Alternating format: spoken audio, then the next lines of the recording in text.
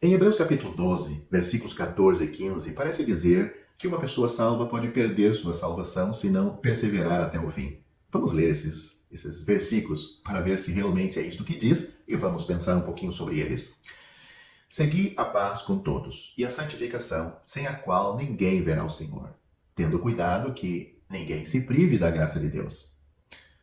Antes de fazermos uma doutrina baseada em um versículo aparentemente não tão claro, devemos dar uma olhada no contexto e até mesmo em todas as em toda a carta que está aquele versículo, talvez não muito claro, e nesse caso em particular o contexto aqui de Hebreus ensina que os crentes conhecerão o castigo pelo pecado para que possam ser participantes da santidade de Deus. Em nenhum momento aqui neste capítulo ou em qualquer parte da Bíblia diz que os crentes, uma pessoa salva, perde a salvação, mas sim que Deus disciplina os seus filhos, corrige os seus filhos para que eles vivam o padrão elevado que foram chamados.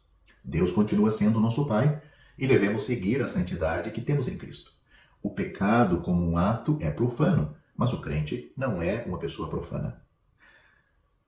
O não convertido Esaú é um exemplo para falha na graça de Deus. E ninguém seja devasso ou profano como Esaú, que por uma refeição vendeu o seu direito de primogenitura.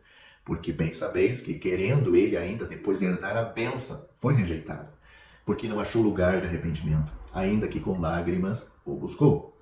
Isso está neste capítulo 12 de Hebreus, versículos 16 e 17. E Esaú, como Judas Iscariotes, choram pela bênção e pela vantagem perdida, e não pelo pecado cometido. Outra escritura que perturba alguns é João capítulo 15, versículo 6. O Senhor Jesus começa este capítulo dizendo: Eu sou a videira verdadeira e meu Pai é um lavrador.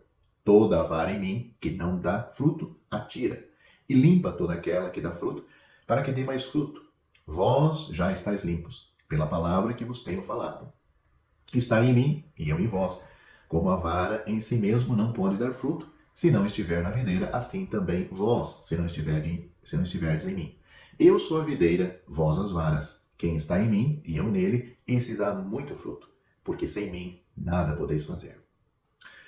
Quando chegamos no versículo 6, ele diz: Se alguém não estiver em mim, será lançado fora como a vara e secará. E os colhem e lançam no fogo e arde. O Senhor Jesus ensina que uma união de vida produz fruto, mantidos pela permanência nele. Alguns ramos dão frutos e são podados para aumentar a produtividade. Outros não dão fruto e são cortados. A imagem é de nossa frutificação atual, não nossa união em Cristo que nunca pode ser rompida. Permanecer nele, o fruto é a prova.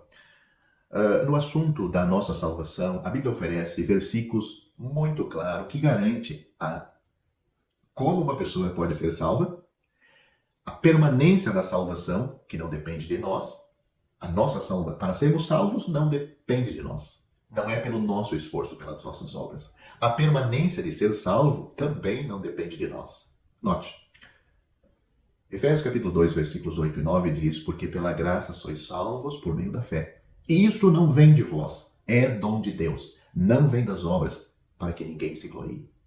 Evangelho de João, capítulo 1, versículo 12 e 13 diz: Mas a todos quantos o receberam, o Senhor Jesus, Deus deu-lhes o poder de serem feitos filhos de Deus, aos que creem no seu nome, os quais não nasceram do sangue, nem da vontade da carne, nem da vontade do varão, mas de Deus.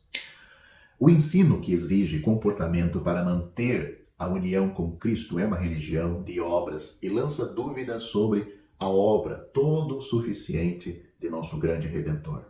Estamos tão seguros quanto a mão e os ombros do Cristo vivo,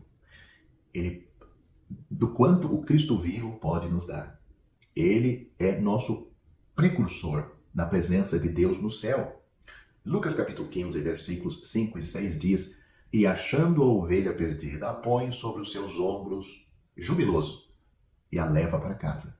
João capítulo 10, versículos 27 a 29, o Senhor Jesus diz: As minhas ovelhas ouvem a minha voz, e eu conheço-as, e elas me seguem, e dou-lhes a vida eterna, e nunca hão de perecer, e ninguém as arrebatará da minha mão. Meu Pai que mas deu é maior do que todos, e ninguém pode arrebatá-las da mão de meu Pai.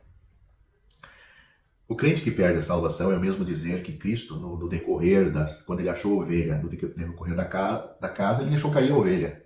Hebreus capítulo 7, versículo 25 diz: portanto, Jesus pode também salvar perfeitamente, completamente, os que por ele se chegam a Deus, vivendo sempre para interceder por eles.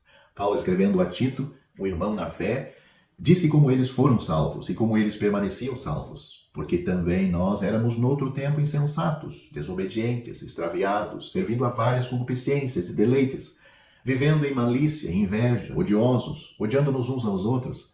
Mas quando apareceu a benignidade e o amor de Deus, nosso Salvador, para com os homens, não pelas obras de justiça que houvéssemos feito, mas segundo a sua misericórdia nos salvou, pela lavagem da renovação e da regeneração e da renovação do Espírito Santo, que abundantemente Ele derramou sobre nós por Jesus Cristo, nosso Salvador, para que, sendo justificado pela sua graça, sejamos feitos herdeiros segundo a esperança da vida eterna.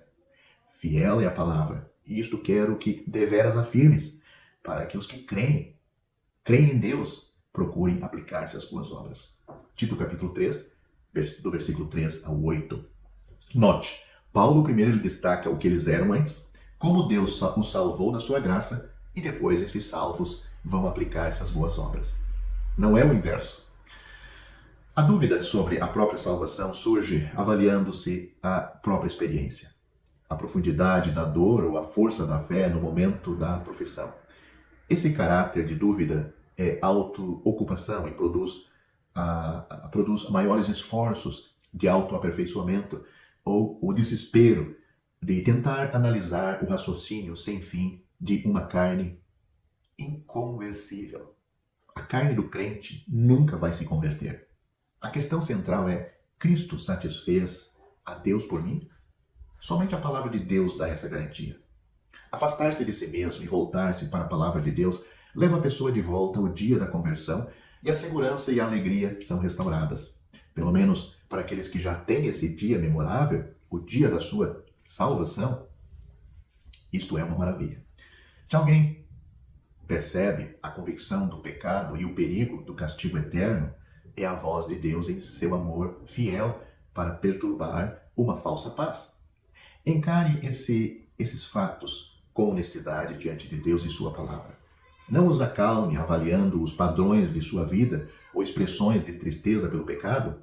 Deus nos ama e não quer que ninguém descanse em nada menos que Cristo, o Salvador dos pecadores. O apóstolo João disse aos crentes: estas coisas vos escrevi a vós, os que credes no nome do Filho de Deus, para que saibais que tendes a vida eterna e para que creais no nome do Filho de Deus. 1 João capítulo 5, versículo 13.